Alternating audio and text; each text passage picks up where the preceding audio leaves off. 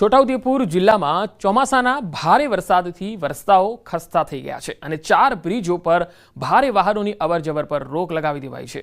આ પરિણામે રાહદારીઓ અને ખેડૂતોને ભારે મુશ્કેલી વેઠવી પડે છે। રસ્તા અને ખાડાની સમસ્યા સામે જિલ્લા કોંગ્રેસે વિરોધ પ્રદર્શન કર્યું। સુખરામ રાઠવા સહિત 20 કાર્યકર્તાઓ ખાડાઓમાં બેસીને સૂત્રોચ્ચાર કરતા જોવા મળ્યા।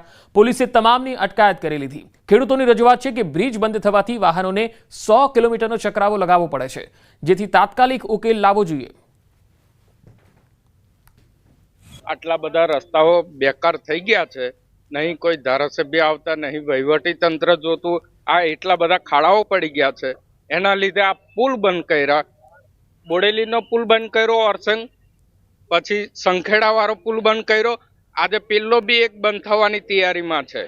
છોટાઉદેપુર જિલ્લા કોંગ્રેસ સમિતિ દ્વારા મોડાસર ચોકડી મુકામે રસ્તા રોકો ચક્કાજામનો આ કાર્યક્રમ રાખવામાં આવ્યો છે।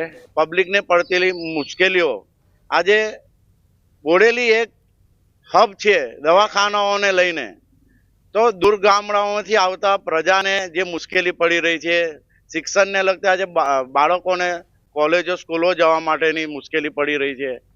ખેડૂત વર્ગોને એમનો માલ સામાન જે પકવે છે એને બજારમાં લઈને આવવાની મુશ્કેલી પડી રહી છે। છોટાઉદેપુર જિલ્લાના હાર્દસમાં બોડેલી કેન્દ્રનો વિકાસ રસ્તા પુલની અગવડતાના કારણે રૂંધાયો છે। આમ જનતા પરેશાન છે।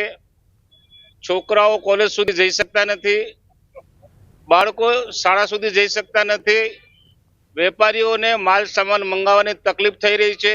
જે કંઈ પૂરણ કરવામાં આવે છે નીકળી જાય છે, એને બદલે પાકું પૂરણ થાય એવી અમારે બધાની માંગ છે। તો જિલ્લા કોંગ્રેસે ખાડાઓમાં બેસીને અનોખો વિરોધ કર્યો।